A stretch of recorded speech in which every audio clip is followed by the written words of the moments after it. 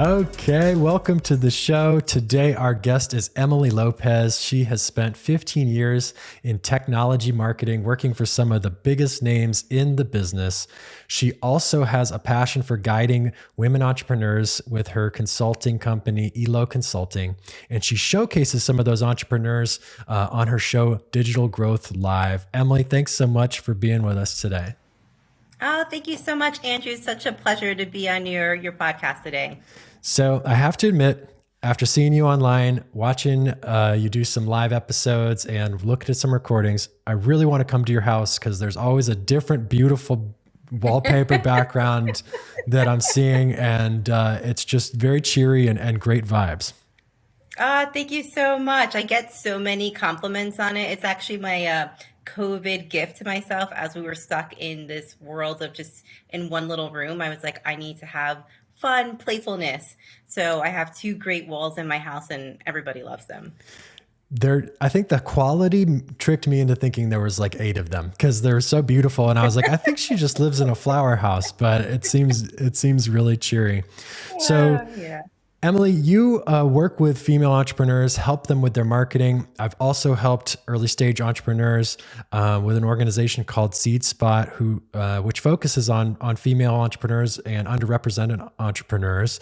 Can you tell me how you got into Elo Consulting and what you love about it? Oh, yeah. So I have, like you said, I've been in marketing in the tech space for 15, almost 17 years now. Love marketing, love being creative, love just that feeling.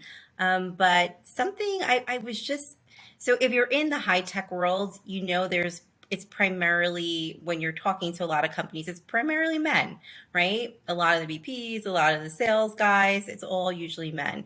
And then during COVID, I was like, I really want to work with women entrepreneurs, right? And so someone planted the seed and said, why don't you do marketing with women entrepreneurs? And I was like, oh yeah, that's it, right? So I started my business, Elo Consulting, in the middle of the pandemic, really working with women entrepreneurs, helping them to understand marketing and the power of marketing, right? Telling stories. But what I'm finding is that not only is there a need for that, but there's a need to help women feel more comfortable becoming visible on just in general, like in the digital space, but in their business. So really been passionate about doing that. And I've done a lot of transformational work outside of work because I'm a student of learning and I love to learn. So yeah, so I've kind of combined all my passions into one, my baby, my Elo Consulting and Digital Growth Live, and I love it. That's wonderful. Well, the love for it and passion comes through in what you do because it's a lot of fun to watch. What have you noticed working with different entrepreneurs? Are there any common things that pop up, or do you feel like you deal with some of the same issues over and over when you're talking to people who are putting themselves out there and trying to start something new or scale something that they've been working on? Yeah, there's a lot of great visionaries out there. I love one of the things I love about working with businesses and entrepreneurs is that they're visionaries. They see a vision and they want to take it out into the world. But what I see is what really stops some people is the consistency of doing it day in and day out, day in and day out. And as a consultant, a coach, that's what I love to help my clients with, right? Keep them focused on their vision, but also help them stay focused on their path because it's very easy. And this is across the board that there's so many different things that you can get involved in as an entrepreneur or a business, right? There's sales, there's marketing, there's operations, there's finance that you're like, squirrel, squirrel. And I'm like, stay focused, stay focused. So, one of my things is really helping them stay true to their vision. And that's what I love about it. And that's what I see a lot of people have like difficulty staying the course and doing the same thing over and over and then optimizing it, right? Not being like completely stuck to their vision and being flexible. So those are the two things that I see that are really common for businesses. Absolutely. And it's a fine line to balance on because you have to do a lot of experimentation to see what works and what doesn't. But you have to give things a fair shot. It's easy to give up on experiments before you really know whether they're going to work or not. That's where the discipline comes in. But obviously you can go wrong doing the wrong thing over and over if it's not working. So navigating some of those things is it's a tough. I think it's tough for anyone, but it's definitely tough if you don't have some experience doing Yeah. it. What do you think your experience in the tech world has let you bring to these entrepreneurs that you work with? Definitely the structure, right? The structure and also the breadth of work that I have seen, right? When I work with my clients, like not young, but people are starting out as entrepreneurs, like there's so many different tactics that they can see, like for social media or for video or for podcasts, right? And they want to do a little bit of everything. And what I do is like, no, let's take a look at what your products are, your services are. Let's take a look at what your end goal is, and then let's fit what are the tactics that are going to support you best now. Then we start working with that, and then we figure out, okay, what are the next steps? What are the next bit of tactics that are going to help you to have a holistic approach, right? So it's not like burning yourself out. That's one thing I see a lot for entrepreneurs is they tend to take on so much from a marketing perspective. And then, like you said, they experiment and they were like, nothing works. I'm like, well, because you're just throwing everything up in the air and hoping it works. Like there's no thought behind how it's going to work. So for me, it's bringing the experience of seeing what has worked, what hasn't worked in the past and putting that together for something that's unique to them. And that's what I love, right? For me, I think I'm a good consultant or a good coach because I like to experiment and I say let's try to fail once or twice, right? We're not always failing, but like if we do something and it's amazing, great. Like nobody's ever done it before. If we fail, okay, then we look how do we optimize it to make better results the next time. We just keep on playing around with it until it gets the results we want. Yep, experimentation is so important, and we like to joke that it's a dumb idea until it makes money, and then it's innovation. So And it's brilliant, then it's right? Like, why did brilliant. I think about this before? So that makes a lot of sense, and I think it's not only entrepreneurs that get burned out. I think you can get burned out working in a lot of different jobs, and it's something I've been thinking about a lot. Have maybe another podcast idea that I'm working on related to something along those lines. But have you ever felt burnt out in your day to day, and what do you do to keep things fresh and stay energized? Yeah, I think that's why you see this wall behind me. I mean, I experienced burnout many years ago. So it's really near and dear to my heart. And that's when I work with people. I try to like, if I see the signs that they're going to burn out, I'm like, we got to revamp stuff, right? So I have a practice that I do with um, meditation and breathing, journaling. I like to dance. You said I'm fun. I am fun. So I like to make sure that I'm doing things that are making me laugh, right? And someone told me the other day, like, they're like, oh, you make work so much fun. And it's like, it's playful. Well, you should be doing things that, for me, like, you should be doing things that make you happy, right? And if you're not doing that, like, how can you bring joy into that? Like, joy is a choice, happy is a choice, right? So I'll leave it at that. But yeah, so I do a slew of things in terms of like meditation, making sure I'm in nature. I love nature. That grounds me, gives me ideas. So yeah, I make sure that I'm first no matter what. Like 100%, if I'm not feeling good, then my clients are not going to get the best of me. So I know that that investment of time for myself is an investment in my clients. I totally get that. And I've had a similar experience where if you're building something, it's going to take time. It's going to take failed experiments, which means it's going to take longer than you want it to take, which means that you have to have the energy to keep going. And that means operating in a way that's sustainable. And that's different for everybody, but I resonate so much with you have to do things that make you joyful. You have to be able to have a little bit of fun at work. You have to be able to make light of the situations that are stressful or feel heavy.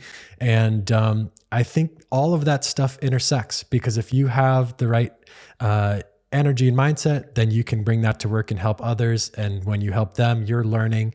I want to take the conversation to the flip of what I asked before. So I asked, what has the B2B world taught you to help these entrepreneurs? What has helping these entrepreneurs, or what have you learned from these entrepreneurs that have helped you in the B2B marketing? I mean, I think that working with the B2C model has really re-energized me from the B2B perspective, right? So from a tech world, I have been really focused on traditional marketing for quite some time. We're doing events, we're doing email campaigns, we're doing telesales, telemarketing. And I think I needed a change, and that's kind of why I started my own business, focusing more on a digital component. And what I've seen working from the digital component in the B2C world is now I'm just integrating that back into the tech world, right? And we've had conversations offline talking about like humanizing the process of B2B sales. And what I'm doing is taking digital marketing, and there's many different forms of digital marketing, right? Like social, SEM, SEO, stuff like that. But taking that and humanizing it in the tech world, which my clients are like, oh my God, this is refreshing, right? And I want people to know that here in when we had COVID, like people are craving the human to human experience, the human to human touch. So when you integrate that into marketing, into your marketing message, like people like they're excited. They're like, oh my God, I don't have to read another like boring white paper. Not to say that like there is always a need for that, but there's also an opportunity for you to like humanize that experience, um, and and have that engagement with your prospects and your customers. Absolutely. And there's a time and place, right? The white Yeah. paper may be what is needed to close the deal or get them further down the funnel, make sure the data makes sense, make sure the tech aligns. But before that white paper, you need their attention. And people pay attention to things that catch their attention. And that's not something they have a ton of control over. Are there any specific examples you can share, or things that you've experimented with in the B2B tech marketing world that you thought, man, this is really more like a B2C move and it's working great? Um, Not really like a B2C, but like some of the things that I know that work in the tech world or are those personalized, like if you're doing like a direct mail piece. And this was kind of pre-COVID, it's kind of coming back where you send something that's truly personalized to the person that you're trying to reach, right? So one of my companies that I worked for a long time ago was they were located in New York. And New York is famous for a couple of different things in terms of food, but cannolis everybody loves. So for Christmas, they sent out cannolis to a couple prospects and a couple customers, and they got so many like new engagements. So I would say like food, um, in the B2B world, especially in the tech world, is working, right? And that's kind of crossed over why you can't do direct mail, in the like the virtual space. Now people are doing like the wine tastings and the beer tastings, so they're still having that food and that human component, but we're just bringing digital in to the mix as well. So it's a hybrid. It's actually really cool from a marketing perspective to see, um, how marketing has shifted and evolved. Absolutely. And I'm so glad you brought this up. I don't think we've talked about food or drink on here before, but No. I'm familiar with a number of podcasts that are doing happy hours or special cocktails. Oh, I think it's really cool, and it is an interesting component of the hybrid events that we're going to start seeing, and how the digital and physical worlds are going to overlap. Cannolis are a great idea. I'm wondering what Arizona food I could send to people. I don't know how good a taco would do in the mail. well, there's taco making classes, right? So you could send the ingredients. Um, You could do that. What I like to do when I work with my vendors is they know their my clients, they know their prospects, right? They also know the local vendor. So some of the people like in New Orleans would send a king cake for Mardi Gras, right? some places are known for the best honey. So you do like honey sticks or honey spoons. I mean, I can go on and on because we've done so many.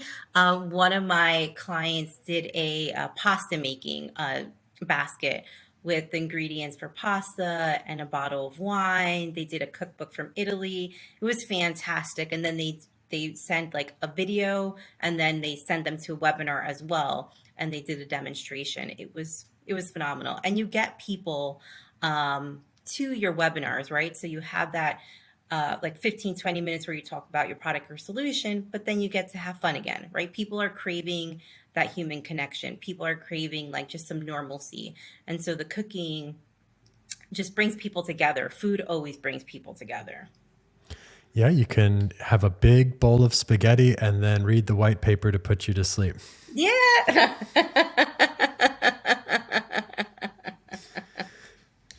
But no, I love that idea. Have you incorporated food into any of your marketing for the entrepreneurs you work with? I have not yet, but I definitely want to do that in the future. Um, and then, yeah, now you have my mind thinking. I'm thinking like QR codes with the lollipop, like just fun things. But yeah, I think it would be a good thing for my clients. Like you said, Especially oops, like, sorry, and, go ahead. and we talked about different parts of the funnel, right? So you would just think about what part of the funnel you could implement food into that conversation.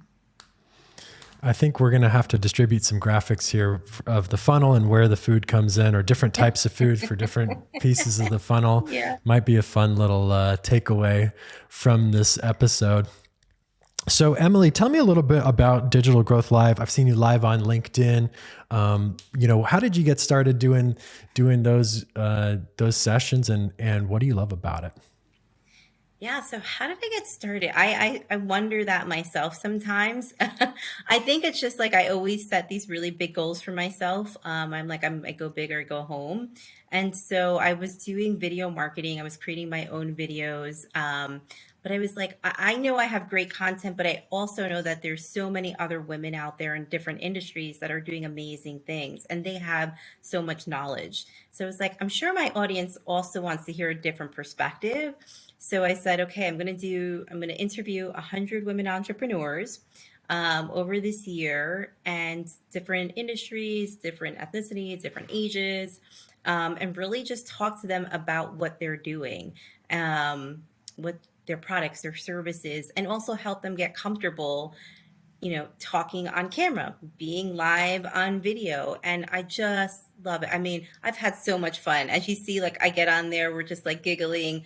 But I mean, these women are up to some amazing things that I just love, like meeting them, understanding what they do, and helping them to become more visible in this digital world. Because video is here and video is here to stay. I mean, I think I was doing a presentation last night.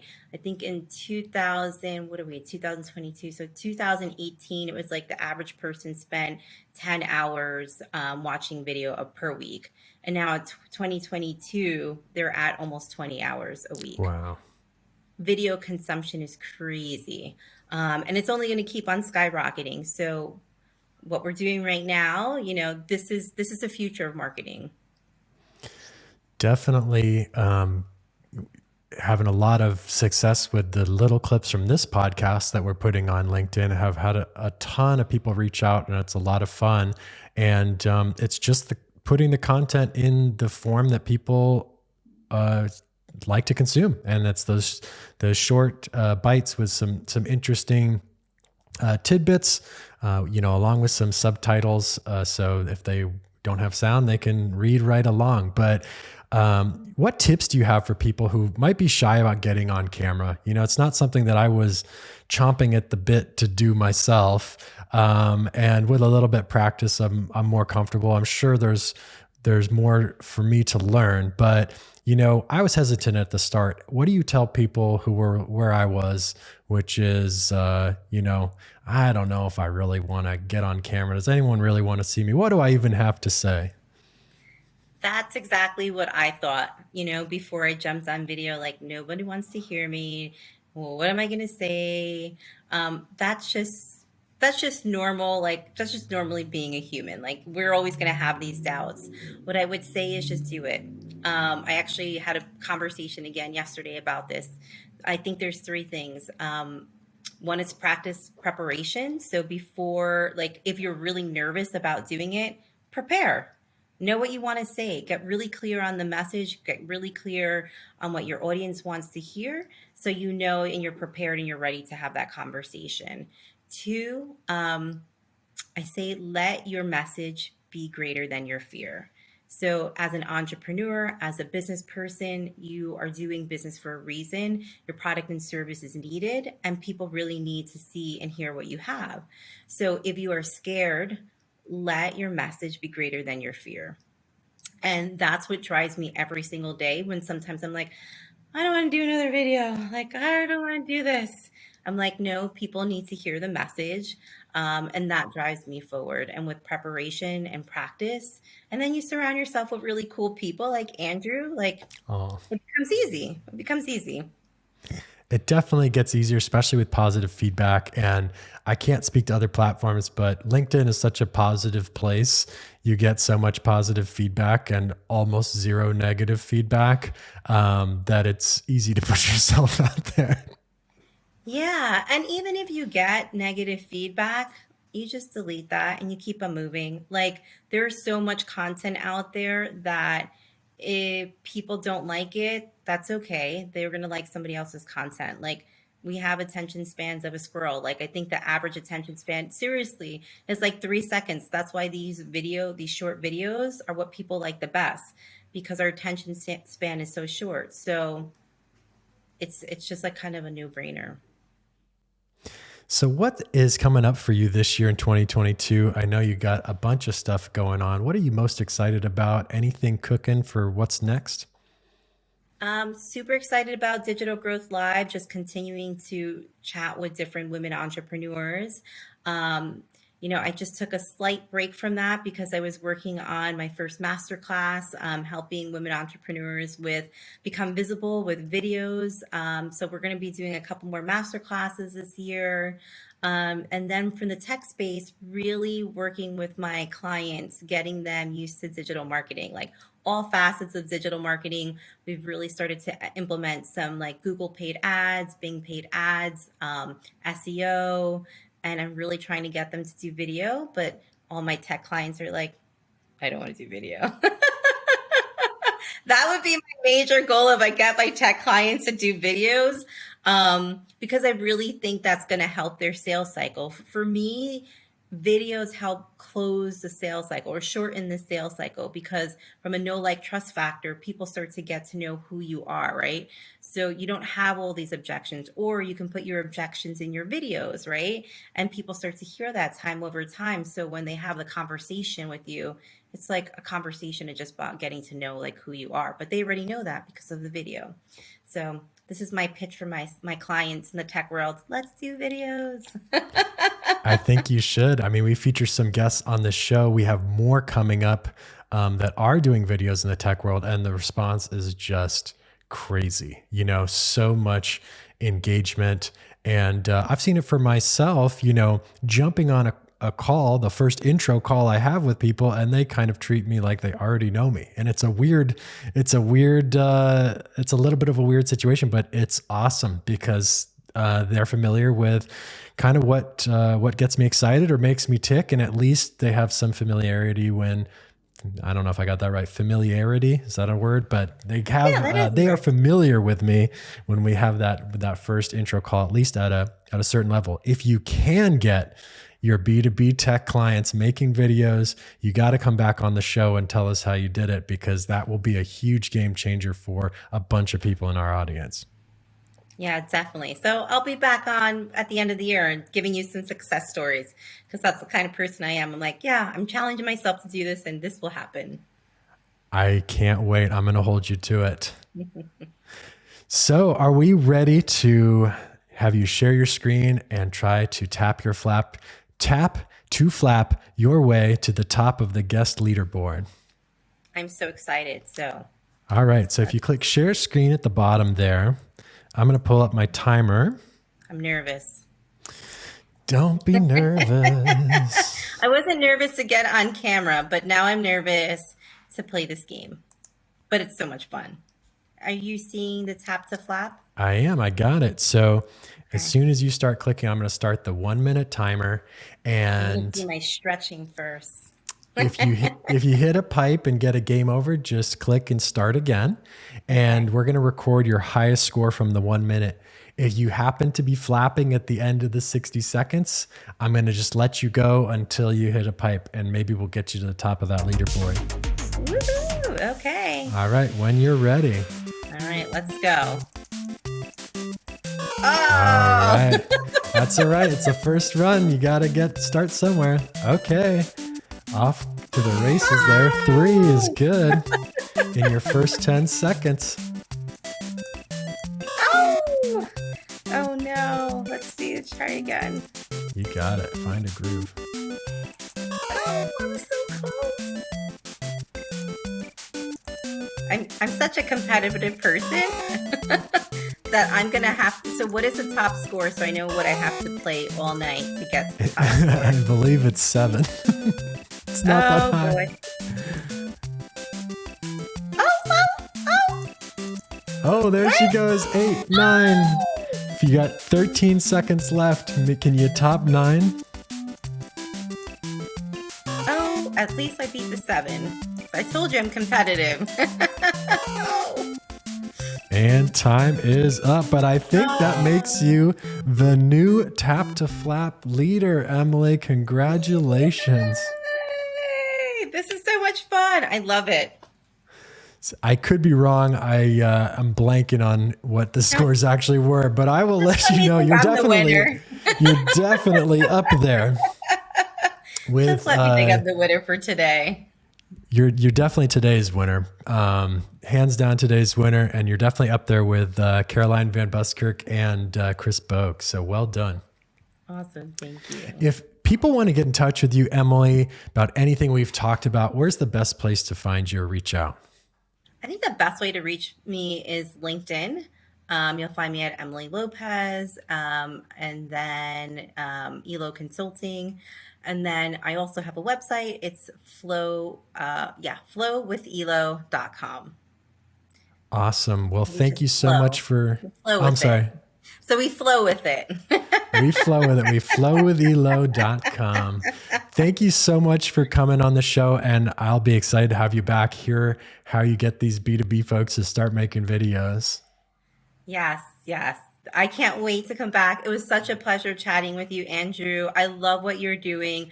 It's humanizing the channel, humanizing the tech world, showing what the possibilities are. So I wish you the best of luck, and I can't wait to come back and join you. Sweet. We'll see you again soon. Bye-bye. Bye.